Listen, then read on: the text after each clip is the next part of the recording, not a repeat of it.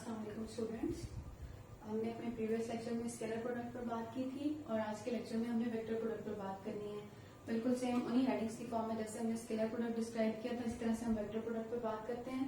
Number 1 हम define करें तो देखें फर्क सिर्फ इतना है कि when two vectors are multiplied in such a way that their resultant is also a vector quantity. Last time हमने कहा था their resultant is a scalar quantity. अभी हम कह रहे हैं when their resultant is also a vector quantity such type of multiplication is called vector product या vector multiplication. ठीक है, और वेक्टर प्रोडक्ट को हम क्रॉस प्रोडक्ट का नाम भी दे रहे होते हैं। इस तरह अगर हम रिप्रेजेंट करें तो हम कहते हैं ए क्रॉस बी, दो वेक्टर्स थे, इनका रिजल्टेंट सी जो है वो वेक्टर क्वांटिटी आई है। याद रखेंगे कि क्रॉस प्रोडक्ट में जो ट्रिग्नोमेट्रिक फंक्शन होता है वो साइन थीटा रहता है, साथ में ये हम एन यूनिट वेक्टर लगाते हैं और ये जो एन यूनिट वेक्टर है ये डायरेक्शन को डिस्क्राइब कर रहा होता है। यानी कि हमें पता है कि वेक्टर्स के पास मैग्नीट्यूड के साथ डायरेक्शन भी होती है ना, तो हम उनकी डायरेक्शन जो है वो राइट हैंड रूल से डिस्क्राइब कर सकते हैं। और राइट हैंड रूल हमें ये कहता है कि आप अपने राइट हैंड की 4 फिंगर्स को फर्स्ट वेक्टर से सेकंड वेक्टर की तरफ कार्य करना शुरू करें तो आपका थंब जो है ये हमें रिजल्टेंट वेक्टर की डायरेक्शन देगा। जैसे फॉर एग्जांपल ये ए मेरा पहला वेक्टर है, ये बी मेरा दूसरा वेक्टर है, ये मेरा राइट हैंड है, इसकी 4 फिंगर्स हैं, इनको मैंने यू रखा और फर्स्ट वेक्टर से दूसरे वेक्टर की तरफ कार्य करना शुरू किया। थंब मेरा आउटवर्ड डायरेक्शन में रिजल्टेंट वेक्टर की डायरेक्शन को रिप्रेजेंट करेगा। इस तरह थर्ड है एक्सप्लेनेशन की, तो लिखा हुआ है consider two vector A and B. ये ए और बी वेक्टर्स हैं, are making an angle theta with X axis, their vector product is A cross B को हम लिखते हैं मैग्नीट्यूड ऑफ वेक्टर ए, यहाँ पे लिखते हैं component of B perpendicular to A.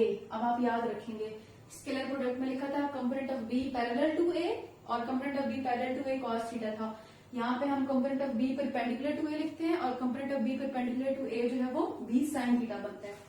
और सेकेंडली हम बास बुक्स में इसको लिखते हैं मैग्नीट्यूड ऑफ ए और प्रोजेक्शन ऑफ बी ऑन ए। फिर हमने डायग्राम बनाई है, डायग्राम में मैंने आपको रिप्रेजेंट किया कि ये जो पहले वाली डायग्राम है इसमें हमने projection of A on B बनाई है, यानी कि ये ए वेक्टर था, ये बी वेक्टर था, ए की प्रोजेक्शन बी पर बनानी थी तो ए के हेड से लेकर बी की तरफ एक लाइन ड्रॉ की। ए जो है वो इस सरफेस के साथ एंगल थीटा बना रहा था तो A X A cos theta हो गया और ये वाला कंपोनेंट हो गया साइन थीटा। तो component of B perpendicular to A कौन सा बना, ए साइन थीटा बना, बिकॉज देखिए ये ए साइन थीटा और ये बी आपस में परपेंडिकुलर है। इस तरह सेकंड डायग्राम में हमने projection of be on A draw की, यानी कि बी के हेड से ए तक हमने लाइन ड्रॉ की। एंगल थीटा बी का इस सरफेस के साथ बन रहा है, ये एक्स कंपोनेंट हो गया, ये वाई कंपोनेंट हो गया। तो आप देखो बी का ए के साथ ए के साथ बी का कौन सा कंपोनेंट 90 डिग्री के एंगल पर है, तो देखिए बी साइन थीटा जो है ये 90 डिग्री के एंगल पर मौजूद है, इसलिए हमने कहा कि जी यहाँ पर हम बी साइन थीटा लिखते हैं। इस तरह से यहाँ पर हमारे पास टॉर्क इसकी एग्जाम्पल में आ जाता है और एंगुलर मोमेंटम इसकी एग्जाम्पल में आ जाता है। नंबर जो 6 हेडिंग है वो हमारे पास है जी कैरेक्टरिस्टिक्स की, और ये जो कैरेक्टरिस्टिक्स हैं यहाँ पर वेक्टर प्रोडक्ट की 7 कैरेक्टरिस्टिक्स होती हैं, स्केलर प्रोडक्ट की 6 होती है, वेक्टर प्रोडक्ट की 7 कैरेक्टरिस्टिक्स होती हैं। वेक्टर प्रोडक्ट की जो एक एडिशनल कैरेक्टरिस्टिक्स है वो शॉर्ट क्वेश्चन के हिसाब से भी बहुत इंपॉर्टेंट है, मतलब अक्सर उसका शॉर्ट क्वेश्चन भी बन जाता है, तो हम बारी बारी डिस्कस करते हैं, फिर लास्ट वन पर हम उस पर बात करेंगे। तो नंबर 1 पर हमने क्या किया था कि जी हम लिखते हैं vector product is non commutative.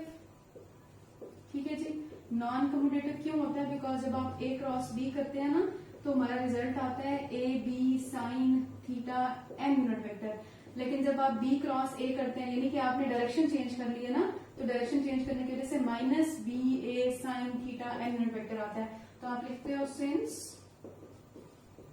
A cross B is not equal to B cross A so vector product is non commutative. ठीक हो गया जी। अच्छा, देन हमारे पास क्या आती है vector product of 2 perpendicular vector. मैं अब ये सारी ना आपके लिए एक्सप्लेन सिर्फ लिखूंगी, आपने इसका सोल्यूशन खुद करना है। परपेंडिकुलर केस में थीटा 90 डिग्री होता है तो आप यूं लिखेंगे A cross B A B sine 90, तो ए बी साइन 90 1 हो जाता है, तो हमारे पास ए क्रॉस बी का जो रिजल्ट है वो ए बी आ जाएगा। ये हो गई थी हमारे पास सेकेंड कैरेक्टरिस्टिक्स। ठीक है जी, इसी तरह से हमारे पास यहाँ पर थर्ड कैरेक्टरिस्टिक हो जाएगी vector product of 2 parallel vector.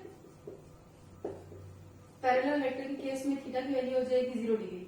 Number 4 हो जाएगी vector product of 2 perpendicular vector. Perpendicular case में थीटा की वैल्यू हो जाएगी जी 180 डिग्री। इस तरह नंबर 5 हो जाएगी vector product of a vector with itself में थीटा भी 0 हो जाएगा, और let B equals to A कर लें या और let A equals to B कर लें। तो अगर आपने बी इक्वल्स टू ए किया तो ए स्केयर आ जाएगा, अगर आपने ए इक्वल्स टू बी किया तो बी स्केयर आ जाएगा। सिंप्लीफाई आपने जैसे मैंने साइन 90 पुट करके किया, इसी तरह से साइन 0 पुट करेंगे, साइन 180 पुट करेंगे, साइन 0 पुट करेंगे, तो इसकी सिंप्लीफिकेशन बिल्कुल इस तरह से होगी जैसे कि आपने स्केलर प्रोडक्ट में की थी। अब हम आगे चलकर बात करते हैं कि जी vector product in terms of rectangular components पर।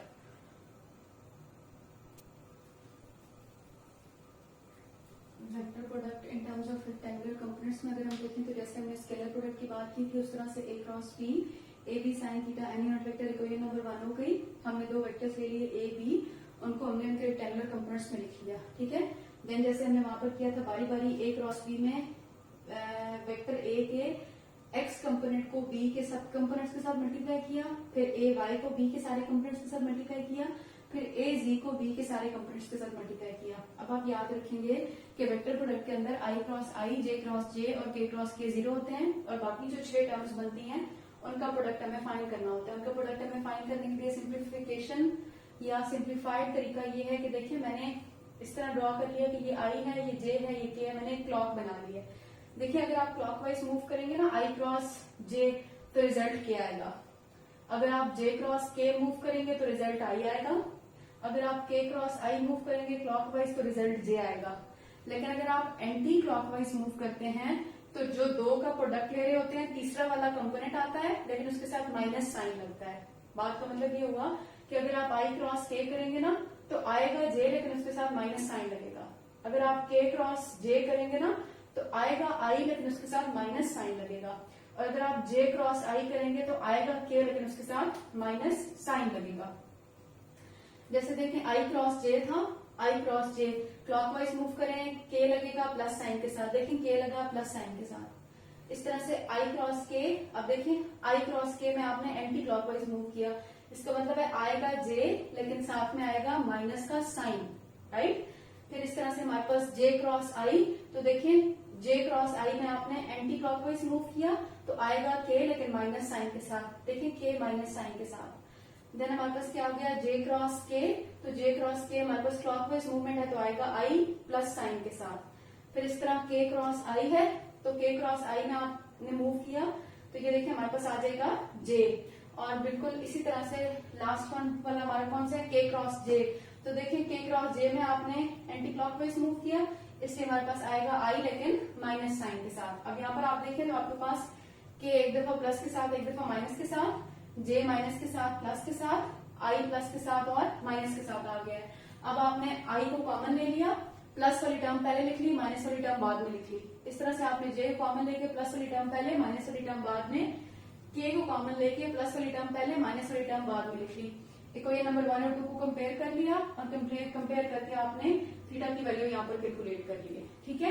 और फिर हमारे पास जो 7th कैरेक्टरिस्टिक है वो होती है physical significance of vector product. Physical significance of vector product ये है कि the magnitude of vector product is equal to area of plane, और एरिया ऑफ प्लेन ज्यादातर हमारे पास पैरेललोग्राम या रेक्टेंगल बन रही होती है। तो देखिए हमने ये ए वेक्टर ड्रॉ किया, ये बी वेक्टर ड्रॉ किया, हमने वेक्टर बी की कोई डायरेक्शन ए पर ड्रॉ की तो ये बी कॉस थीटा बना, ये बी साइन थीटा बना। अगर आप बी कॉस थीटा को देखें तो ये लेंथ वाली साइड को रिप्रेजेंट कर रहा है, बी साइन थीटा को देखें तो ये हाइट वाली साइड को रिप्रेजेंट कर रहा है। तो आपने लिखा mathematically A cross B A B sine theta element vector के इक्वल होता है। ए एज इट इज लिख लिया, बी साइन थीटा यानी कि magnitude of B perpendicular to A वाली बात हो गई। ए वाला जो वेक्टर है वो कौन सी साइड को रिप्रेजेंट कर रहा है, लेंथ ऑफ रेक्टेंगल को, और ये जो बी साइन थीटा है कौन सी चीज को रिप्रेजेंट कर रहा है, हाइट को। तो लेंथ इंटू हाइट जो है वो हमारे पास एरिया ऑफ रेक्टेंगल के इक्वल होता है।